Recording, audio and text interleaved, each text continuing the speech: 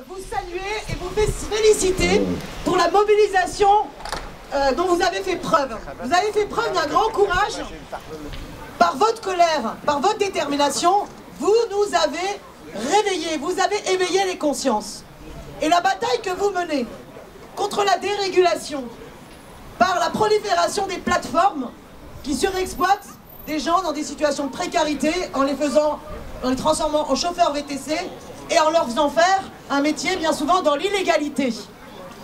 Parce que cette attaque de la déréglementation du travail, par cette ubérisation, qui est quoi l'ubérisation? C'est exploiter une innovation technologique pour non pas casser le code du travail, mais se passer du code du travail.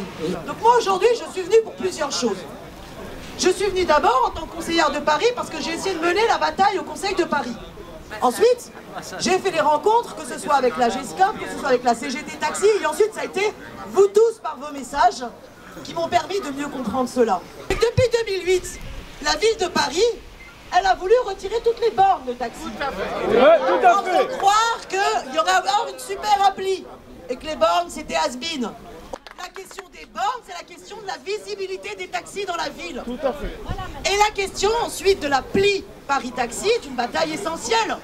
Parce que ces déréglementations, elles passent aussi par la prolifération des applis. Or, le gouvernement, il vous a promis un open data. Et bien alors, cet open data, pourquoi se transformerait pas par une appli publique nationale qui géolocaliserait les professionnels des taxis avec l'ensemble de la clientèle partout sur le territoire.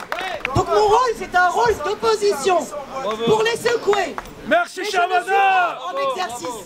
Donc je ne peux les secouer et être utile à ce niveau-là que si vous, votre mobilisation et votre vigilance, elle reste déterminante. Parce que c'est le pouvoir, il est de votre côté, vous êtes plus nombreux qu'eux. C'est en vous faisant entendre qu'on pourra leur faire plier et leur faire assumer les responsabilités qu'ils ne prennent pas. Est-ce que c'est à la loi de s'adapter à la technologie ou à la technologie de s'adapter à la loi? Ce débat-là est absurde. La vraie question c'est, est-ce que la loi, elle est là pour défendre l'intérêt général ou pour défendre l'intérêt d'une poignée de multinationales qui s'en mettent plein les poches? Voilà la question. Et l'intérêt général, c'est qu'on établisse bien qu'il y a deux métiers différents, le métier de VTC et le métier de chauffeur de taxi. Donc moi, ce que je vous invite, c'est à rester toujours aussi déterminé, à m'informer à la fois et mobiliser.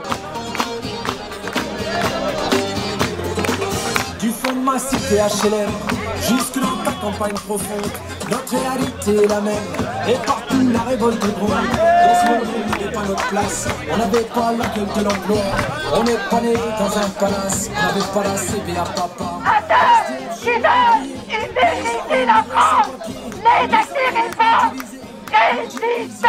on lâche rien, on reprend tout. On pouvait prospérer, mais fallait bien qu'un jour on se